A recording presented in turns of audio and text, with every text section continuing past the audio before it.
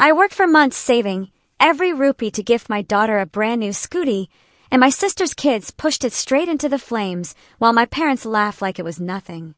My sister sneered, saying maybe now my girl won't act spoiled. I just grinned. And what I did next left my whole family staring at me like they'd just seen their worst nightmare.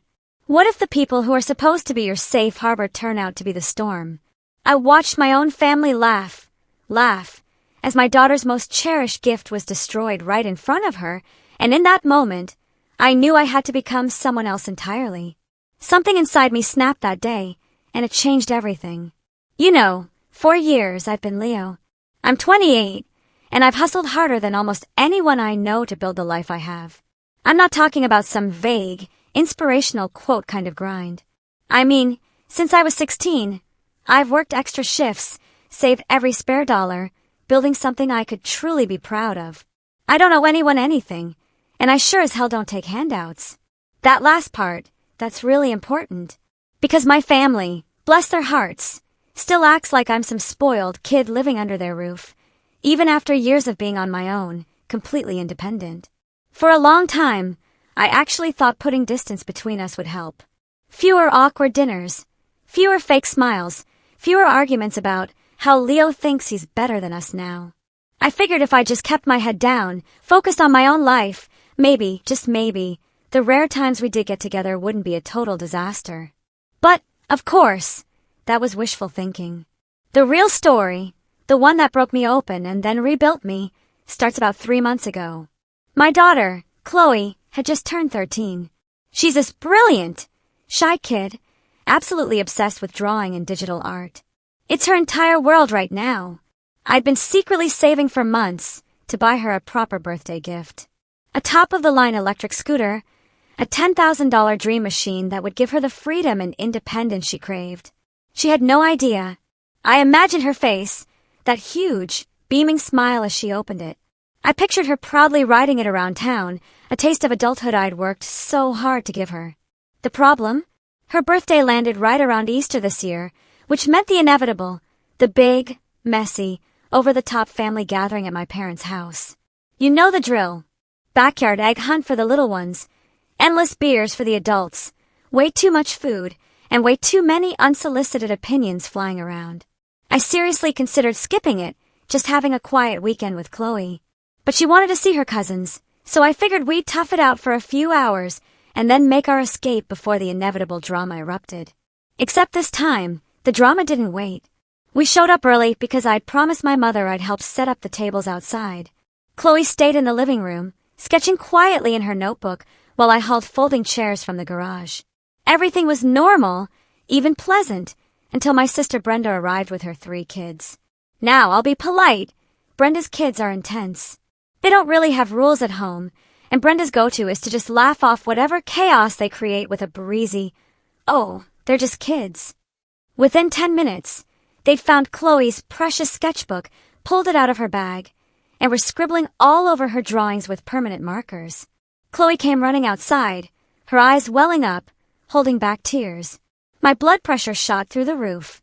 I snatched the sketchbook back, told Brenda's kids to knock it off, and waited for Brenda to step in and parent her children.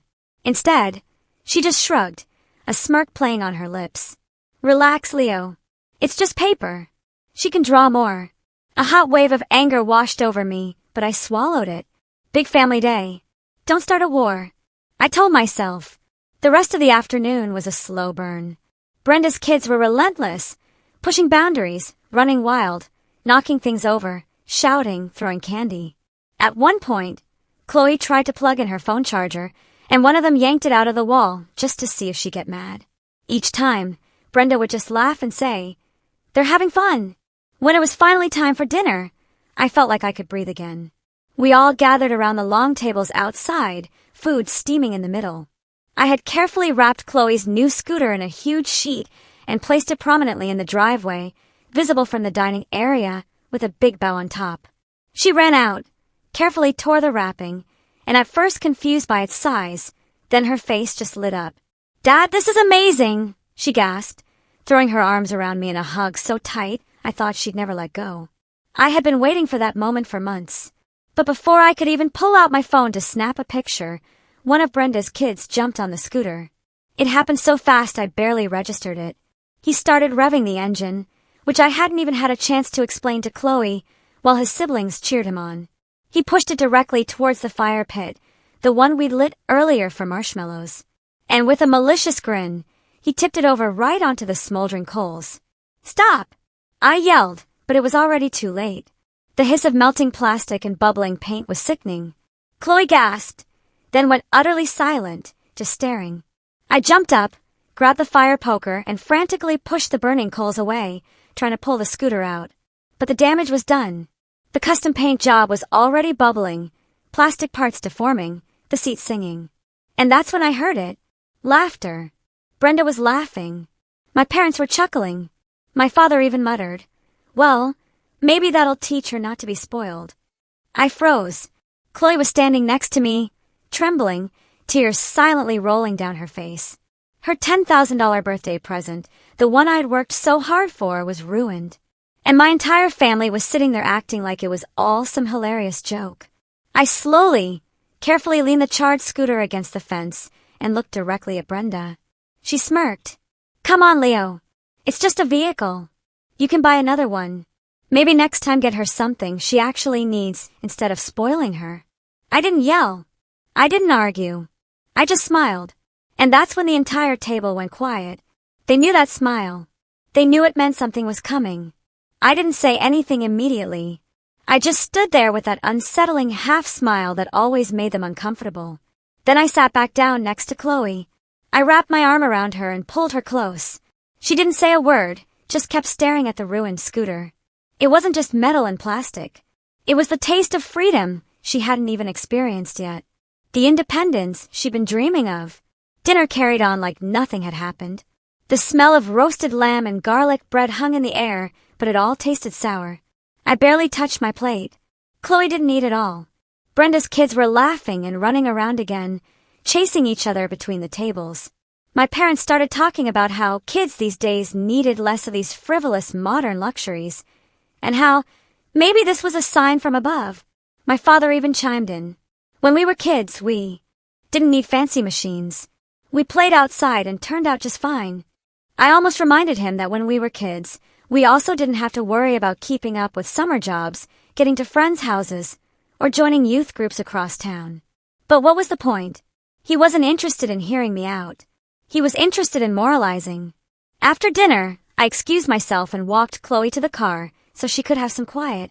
She clutched the sketchbook, the one Brenda's kids had scribbled on earlier, holding it like a lifeline. "Do you want to go home?" I asked her gently. She hesitated, then shook her head. "I don't want to give them the satisfaction," she whispered. She was tougher than I gave her credit for sometimes. I kissed the top of her head, told her to text me if she needed me, then walked back inside. That's when things went from bad to worse. In the kitchen, Brenda and my mother were standing by the counter, whispering and giggling. When I walked in, they didn't stop. They just switched to that sickly sweet tone people use when they've been caught. "Oh, Leo," my mother said, "don't look so serious. You'll give yourself wrinkles." "It was just a prank," Brenda chirped. "A prank," I repeated, keeping my voice even, steady. Brenda crossed her arms and smirked. "You're acting like they burned down your house. It's just a scooter. If you didn't want them touching it, you should have waited until after dinner to give it to her. They're kids, Leo. Kids get curious."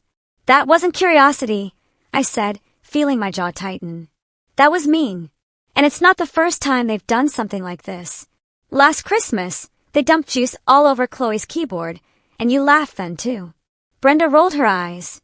"You're always keeping score. Maybe if Chloe wasn't so uptight about her stuff, they wouldn't mess with it."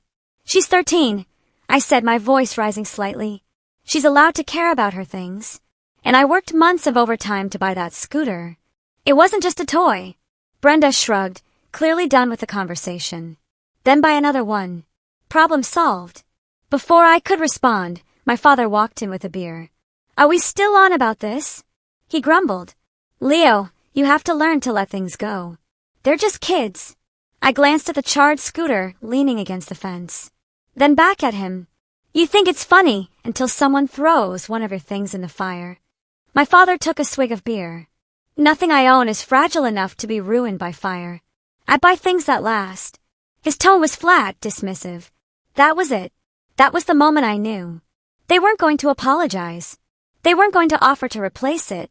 They weren't even going to pretend to feel bad. The rest of the night was a slow drip of disrespect. Every time Brenda's kids ran through the house screaming, my parents would chuckle. They've got so much energy. Isn't it great?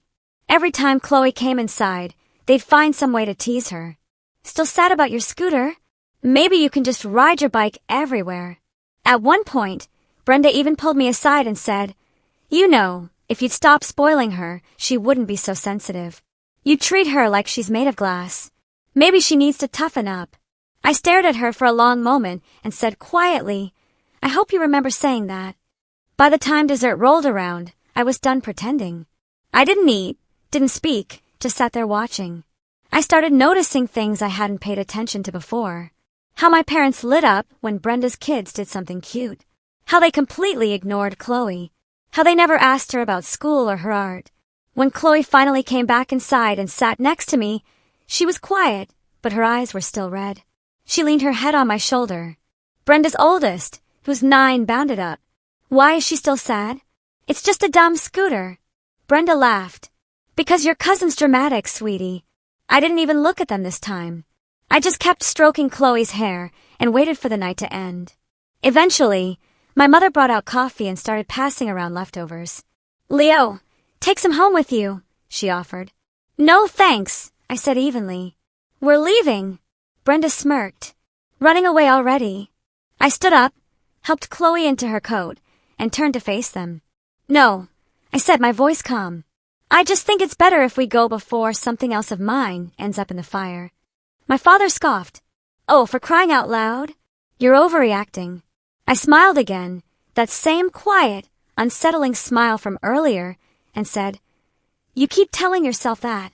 We left without another word, but the silence in that room as we walked out told me everything I needed to know. When I got home, Chloe went straight to her room. I sat down at the kitchen table, staring at the empty gift wrapping I'd brought home with me. Something inside me shifted that night. I'd spent years trying to keep the peace, trying to be the bigger person. But watching Chloe cry while everyone laughed at her broke something in me. And as I sat there, I started thinking about everything I'd done for this family over the years. The bills I'd covered when Brenda forgot to pay rent. The weekends I'd spent fixing up my mother and father's house. The countless times I'd bailed them out without asking for anything in return. The more I thought about it, the more that quiet smile started creeping back onto my face because I realized I wasn't done yet. I had options, and I had time. And if they thought pushing one scooter into the fire was the end of the story, they had no idea what was coming next. The next few weeks after Easter were tense, but strangely quiet. I didn't hear from Brenda, or my parents, which wasn't unusual. We weren't exactly the daily call kind of family, but this silence had a certain weight to it. Normally, my mother would text me a reminder about Chloe's birthday thank you cards or send a recipe she thought I'd like. This time, nothing. Not even a passive-aggressive message about moving on. Chloe was doing better by then. I'd managed to buy her a cheaper, basic bicycle so she could get around, but it wasn't the same. I caught her staring at the charred frame of her scooter in the garage a few times, like she was holding a vigil for it. I told her I'd replace it when I could, and she nodded. But I could tell she wasn't just sad about the scooter. She was hurt by how everyone had treated her. The laughter, the teasing, that kind of thing sticks with a kid. Then, about a month later, I got a call from my mother. I hesitated before picking up, but curiosity won out. "Leo," she said in that falsely sweet tone she uses when she's about to ask for something. "Your sister is in a bit of a tough spot right now. They've had some unexpected expenses come up, and she was wondering if you could help out, just for a few weeks." I almost laughed. "Let me guess. Rent again." "Well," my mother trailed off. "It's just until things stabilize. You know how hard it is for them with 3 kids. You're in a better position than they are." I couldn't help it. I actually did laugh this time. A short, humorless sound.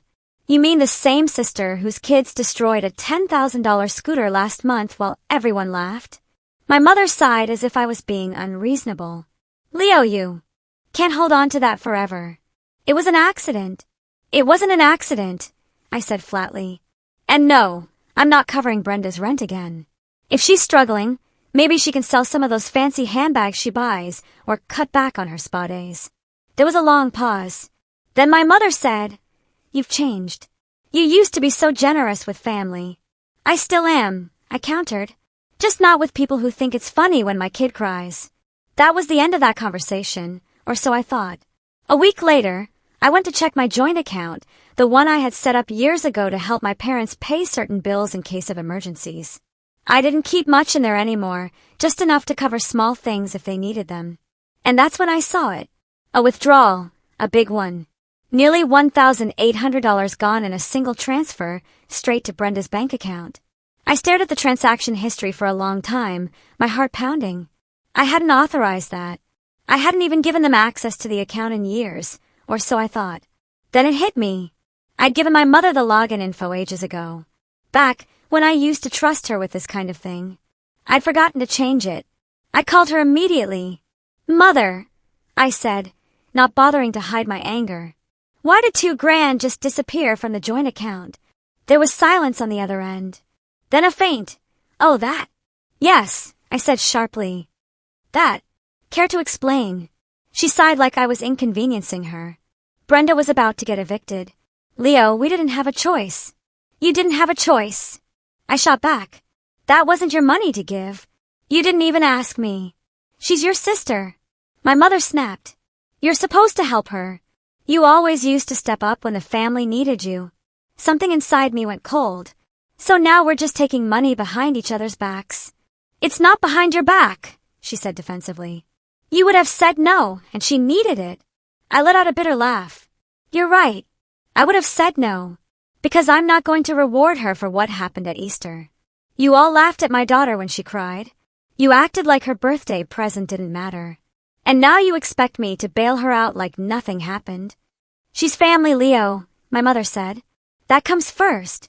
"No," I said quietly, firmly. "My daughter comes first. And thanks to you, I can't buy her the replacement scooter I promised her this month. So congratulations. You didn't just betray me. You punished Chloe, too." My mother didn't respond to that. She just muttered something about me being dramatic and hung up. I sat there for a long time, staring at my phone, the fury boiling in my chest. It wasn't about the money. Not really. I could make it back. It was the principle. They had crossed a line. 2 days later, Brenda called me herself. "I hear you're mad," she said breezily, as if she hadn't just stolen from me. "Mad doesn't cover it," I said, my voice tight. She chuckled. "Look, I'll pay you back when I can, but you know things are tight right now. Maybe you should stop holding grudges. It's just money. You make plenty of it." I gripped the phone so tightly my knuckles turned white. "Brenda, you didn't even apologize for what your kids did. You laughed. You mocked Chloe. And now you've taken money I didn't agree to give you." She sighed like I was the difficult one. "You always make everything about you. Maybe if you'd been around more, my kids would respect your stuff. You're not exactly uncle of the year, you know." That was the last straw. "You're right," I said, my voice calm. Too calm. "I'm not uncle of the year. And you're about to find out what that means." I hung up before she could respond. I didn't yell. I didn't throw anything. I just sat there in my quiet kitchen, smiling, that same quiet, unsettling smile I'd smiled on Easter Sunday. Because now it wasn't just about a scooter. This was about respect. This was about teaching them a lesson they wouldn't forget. And if they thought taking my money was going to make me roll over and play nice, they were about to learn just how wrong they were. After that phone call, something in me went still. Not calm, just still. Like the air right before a storm breaks. 4 days, I walked around in a haze. I'd go to work, come home, make dinner for Chloe, and sit at the table with her, forcing myself to smile and ask about her day. She deserved that. She deserved a dad who was present. But the whole time my mind was elsewhere, playing the same conversation over and over like a broken record. "You always used to step up when the family needed you. You're not exactly uncle of the year." The word stuck like thorns. That weekend, I drove out to the park with Chloe just to get out of the house. We sat on a bench by the lake, watching the ducks. She was sketching in her battered notebook, flipping past the pages that had been ruined at Easter. She'd salvaged what she could. Some of the drawings were half erased with angry scribbles layered over them like scars on paper. "Dad," she asked after a while, not looking up, "why do they hate me?" It felt like someone punched me in the chest. "They don't hate you, kiddo," I said quickly. She finally glanced up at me, her face serious. "They laughed when I cried. Grandma laughed. Grandpa laughed. And Brenda said I was dramatic. That's not what people do if they care about you." I swallowed hard. "You're right. They should have cared more. And I'm sorry you had to go through that." She closed her notebook and hugged it to her chest. "I don't want to go to Grandma's house anymore." "You don't have to," I said immediately. "We're done forcing ourselves to be around people who don't respect us." Her shoulders relaxed a little at that, but I could still see the hurt in her eyes. That night after she went to bed, I sat in the living room in the dark, staring at the ceiling. My phone buzzed once. A group text from my mother about a family barbecue coming up. I didn't even open it. For the first time in years, I skipped one of those gatherings. No excuses, no explanations. Just didn't show up. And you know what? The sky didn't fall. Nobody called to check on me. Nobody asked if Chloe was okay. A week later, my mother sent another text. "You missed a great cookout," with a photo of Brenda's kids roasting marshmallows around the same fire pit where my daughter's birthday present had burned. It was like salt in an open wound. At work, I found myself distracted. I was good at my job, dependable, organized, but my mind kept drifting back to the betrayal. I'd stare at spreadsheets, thinking about that $1,800 that had been yanked out of my account without permission. Thinking about how easy it had been for them to laugh at Chloe's pain and then turn around and use my hard-earned money to cover Brenda's bills. One afternoon, my manager pulled me aside. "Everything okay at home, Leo?" she asked gently. I hesitated, then nodded. "Yeah, just family stuff." She gave me a sympathetic look. "Don't let them drain you dry, Leo. You're one of our best, but you've got to look after yourself, too." That stuck with me. That night, after Chloe went to bed, I finally did what I should have done years ago. I logged into the joint account and transferred every last cent into my personal savings. Then I closed the account completely, sent confirmation emails to the bank, and deleted the login from my password manager. Then I opened a spreadsheet, the same kind I used at work, and started making a list. Not just of money I'd given Brenda over the years, but every favor, every weekend I'd spent helping her move, every last-minute babysitting session, every loan that was never repaid. The total shocked even me. It wasn't just the money. It was the time, the energy, the emotional bandwidth I'd given without hesitation. I'd been their safety net for years, and the first time I said no, they laughed at me and stole from me. I shut the laptop and sat there in the dark, letting the anger simmer.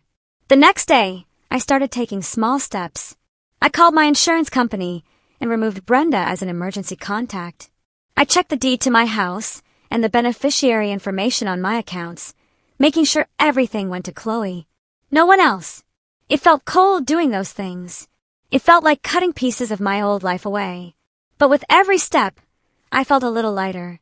A week later, Brenda posted a picture on social media of her kids opening new tablets, expensive ones, the kind that cost as much as a new custom paint job for Chloe's destroyed scooter.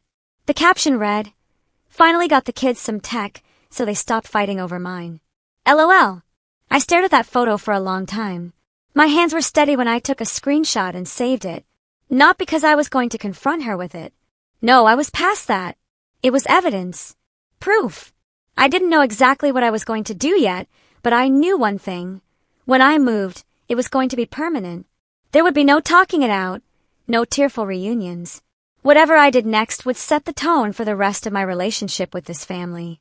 One night, Chloe found me sitting at the kitchen table with my spreadsheet open. "What are you doing?" she asked. I smiled faintly. Planning. Planning what? Making sure this doesn't happen again. She studied me for a moment, then nodded, like she understood. "Good," she said quietly. That night, I slept better than I had in weeks.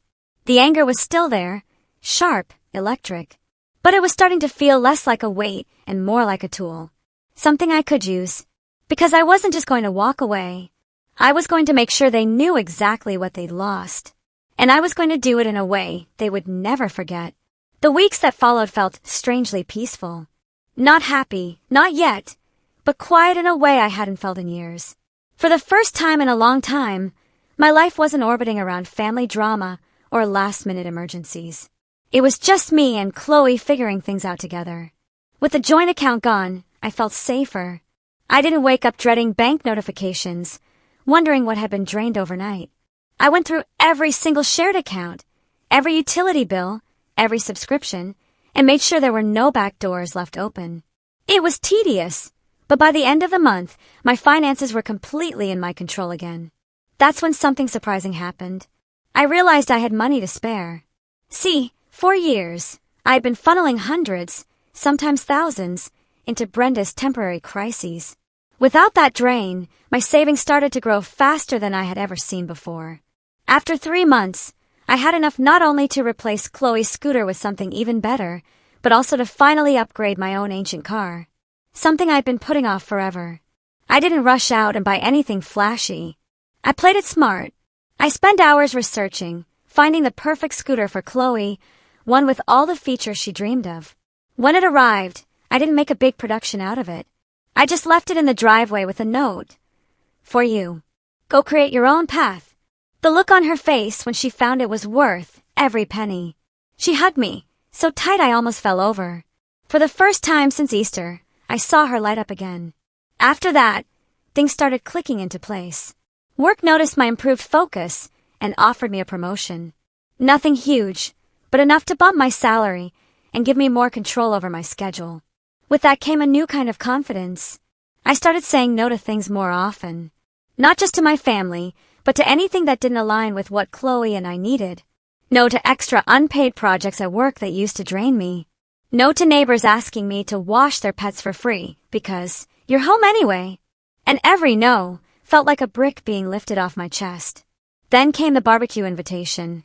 My mother sent another group text, this time about a big 4th of July celebration they were planning. Normally, I would have ignored it, but this time I typed back a single message. We won't be there. Have fun. It was amazing how fast the responses started coming in. Brenda, seriously, you're still sulking? My father, this is getting ridiculous, Leo. My mother, family is all we have. Stop holding grudges. I didn't reply. Instead, I spent that weekend taking Chloe on a small road trip, just the two of us, windows down, music blasting, stopping at little roadside diners and sketching landscapes together. It was the first holiday weekend that didn't end with me exhausted or angry. That trip gave me clarity. See, up until then, I'd been thinking about revenge as this big, explosive thing, something dramatic, cinematic, final. But sitting there on a picnic bench with Chloe eating ice cream, I realized I didn't need a grand gesture, at least not yet. I just needed to keep building our life until it was so solid that nothing they did could touch us. So, I started working on that. I picked up a few freelance projects on the side, funneling the extra income into a savings account earmarked just for Chloe's future, college, travel, whatever she wanted. I fixed up my house, replacing the drafty windows and painting the kitchen the bright color she'd been asking for. Slowly, my house stopped feeling like a crash pad and started feeling like a home. One evening, Chloe and I sat on the porch watching the sunset. She was working on a digital portrait, the gleam of her new scooter shining in the driveway below. You seem happier, she said quietly. I am, I admitted. Do you feel safer now? She nodded. Yeah, I like it better when it's just us. Her words landed harder than she probably meant them to. But she was right. It was better when it was just us. That night, as I lay in bed, I realized I wasn't just healing. I was getting stronger. And with that strength came opportunity. One afternoon, completely by chance, I ran into a guy I used to know from high school, Mark, who now worked at a supplier company my father's business relied on. We grabbed coffee and caught up, and somewhere in the middle of the conversation, he let it slip that Brenda and my father had been having trouble keeping their accounts current with vendors. Honestly, he said, stirring his coffee, if they miss one more payment, we might have to drop them as a client. But hey, that's none of your business, right? He laughed. I smiled faintly. Right. None of my business. But in the back of my mind, gears started turning because maybe it was my business. Maybe I didn't need to storm into family gatherings and scream about what happened. Maybe I didn't need to demand apologies that would never come. Maybe the best revenge wasn't loud.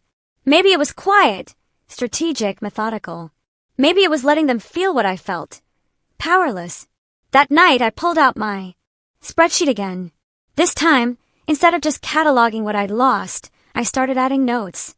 Contacts I had in the industry, opportunities one knew about that I hadn't shared with my father's business, ways I could leverage what I knew to change the game entirely.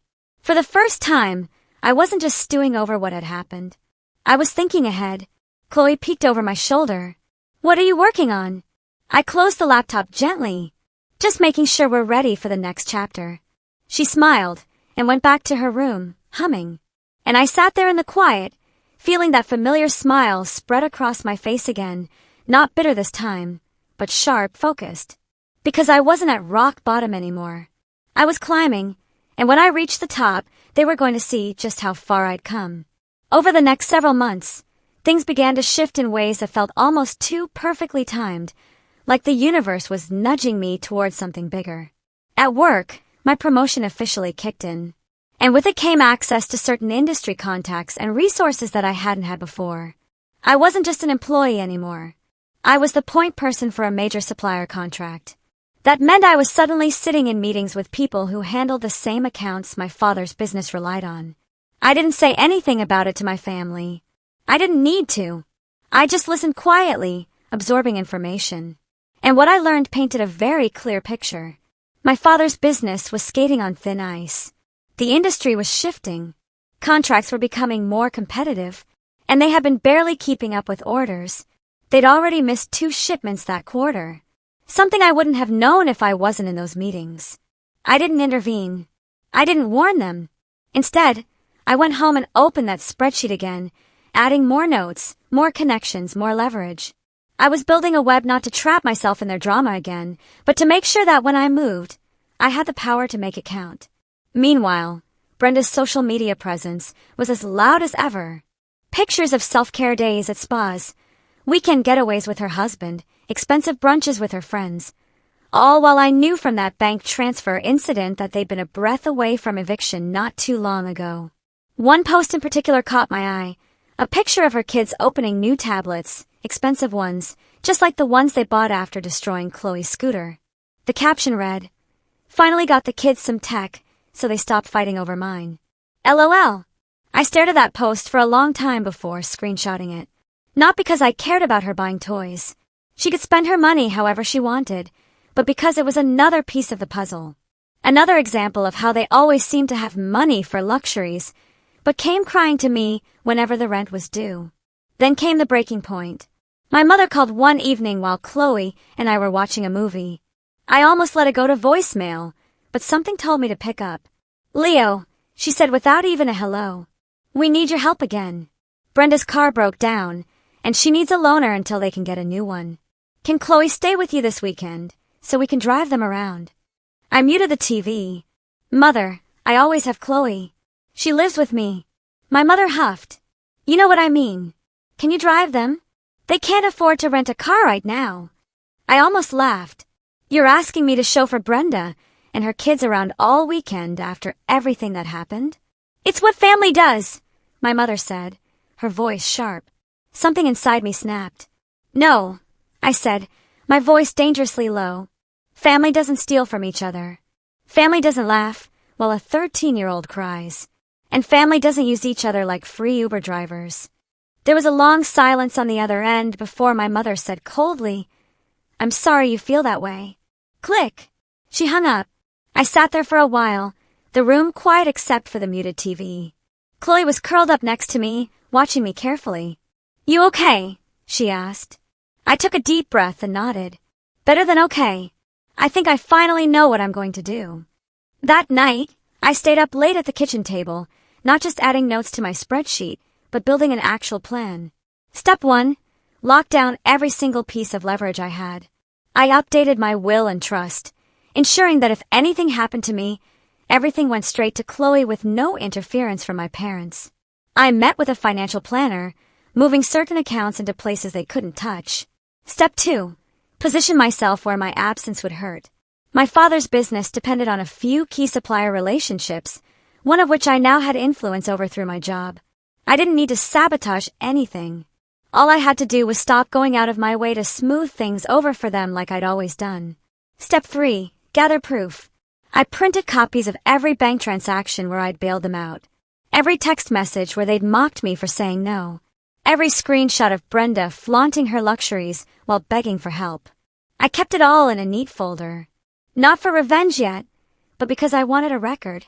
I wanted the truth documented. Around this time, Mark, the guy from high school, called me up.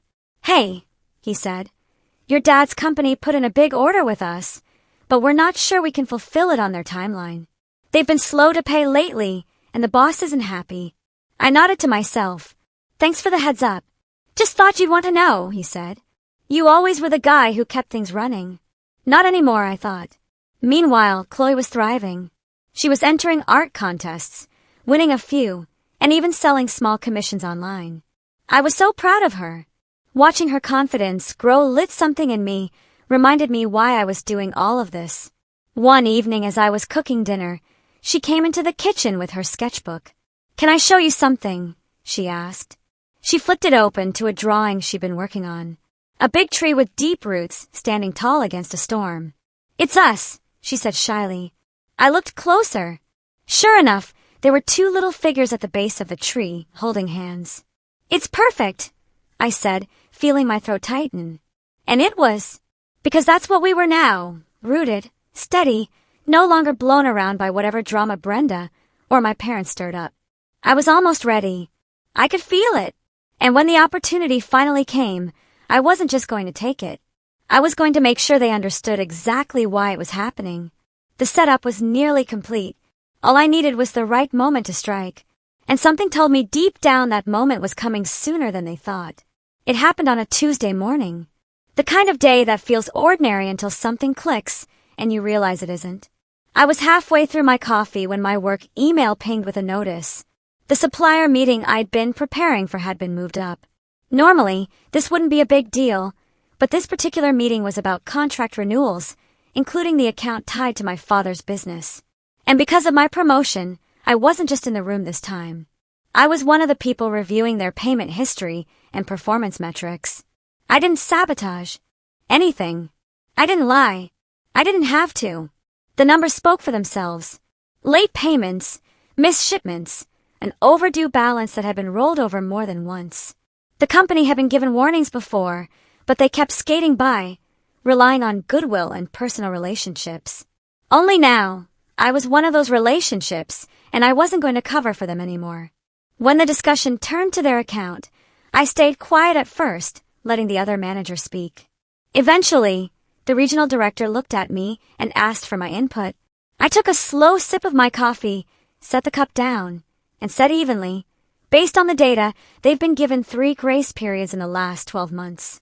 At this point, continuing the contract without a formal payment plan in place would be a liability." It was calm, professional, unemotional. But I knew exactly what it meant. No more special treatment, no more last-minute extensions. If they wanted to keep the account, they'd have to pay up front, something I knew would hit them hard. The motion passed. By the time I got home that evening, my phone had 3 missed calls from my father and 1 from my mother. I didn't answer. Instead, I made dinner for Chloe, sat with her while she worked on a new art piece, and waited.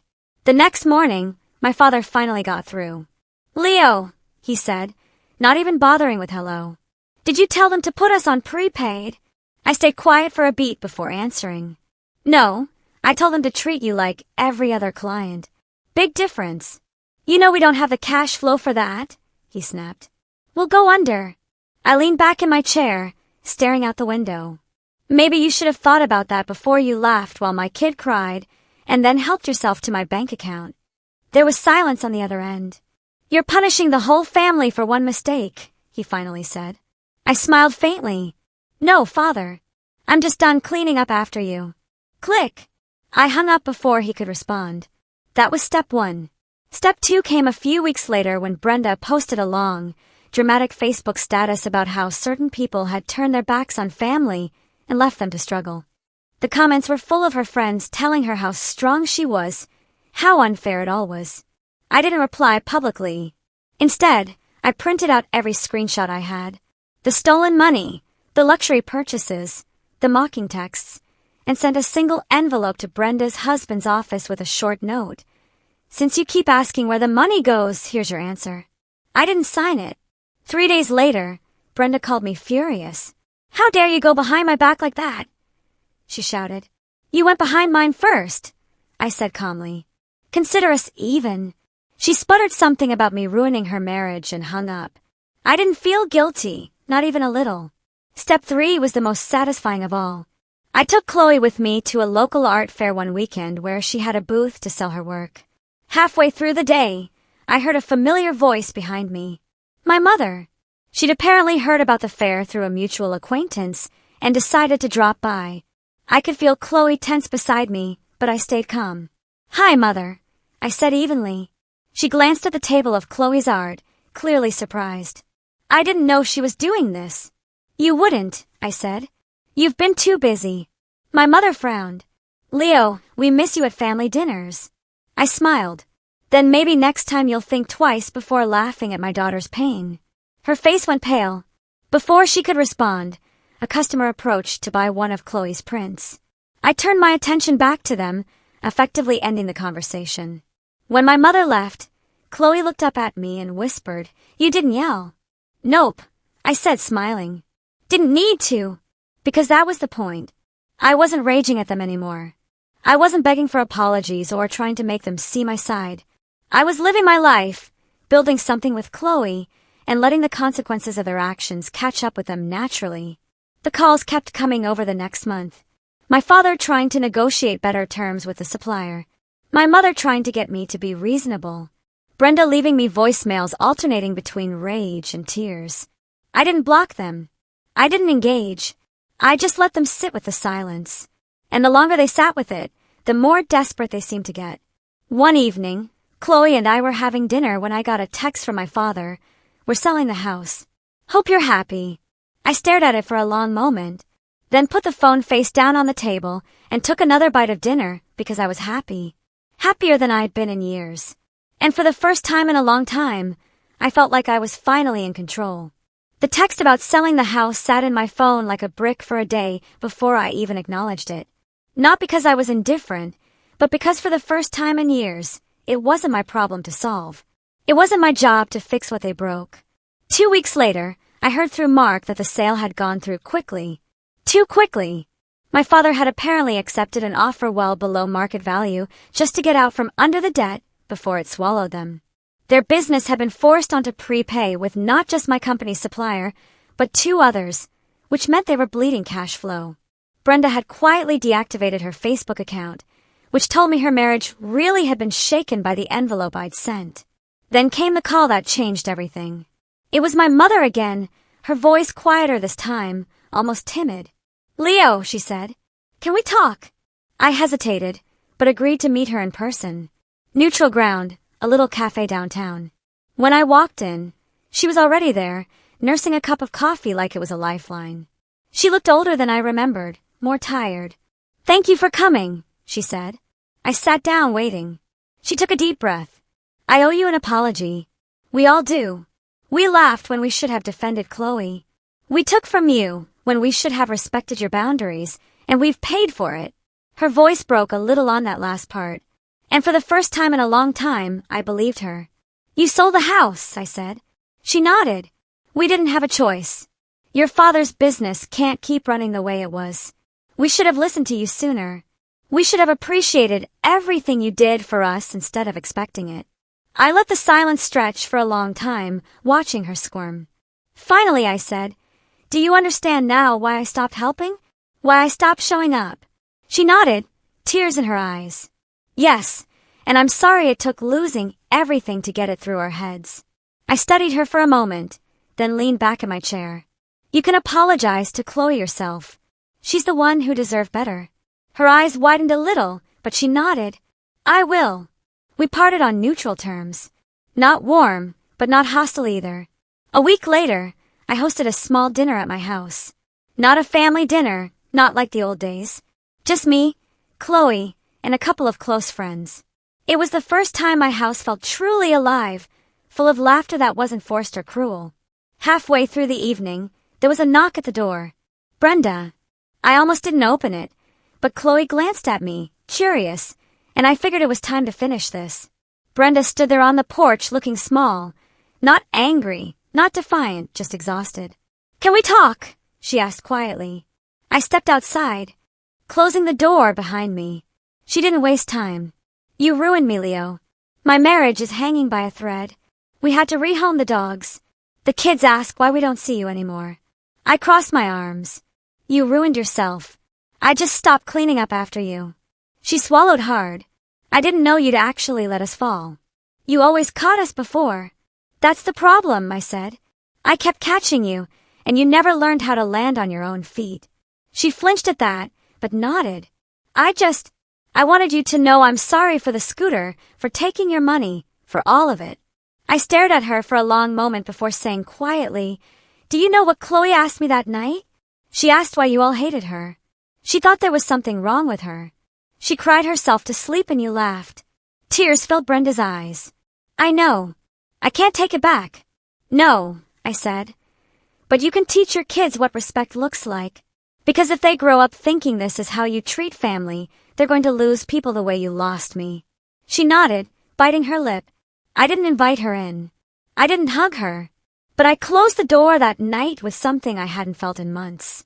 Closure. Inside, Chloe was sitting at the table with our friends, smiling. When she saw me, she asked, "Everything okay?" I smiled, a real smile this time, and nodded. "Yeah, kiddo. Everything's okay." Dinner that night felt like a celebration. Not just of the end of a chapter, but the start of something new. Weeks passed, and the calls from my parents slowed to a trickle. They never tried to guilt me again. Brenda stayed quiet, too, and I realized I'd gotten exactly what I wanted. Not revenge for revenge's sake, but a life where Chloe and I were no longer the punchline to someone else's joke. The final quiet moment came one evening when Chloe brought me a new drawing. It was of that same big tree she'd sketched months before. Only now the storm had passed. Sunlight filtered through the leaves, and the two little figures at the bottom were smiling. "Looks like we made it through," she said simply. I framed it and hung it in the living room, right where the charred remains of her first scooter used to sit before I'd finally hauled it away. Because we had made it through. And the next time my family tried to call, to complain, to pull me back into their chaos, I didn't answer. Not out of anger, but out of peace. Because for the first time in years, I was exactly where I needed to be with the only person who truly mattered. Building a life that no one could burn down again. And that in itself was the ultimate victory. Have you ever had to draw a line in the sand with your own family, even when it hurt? What would you have done if you were in my shoes? I'd really love to hear your thoughts in the comments below.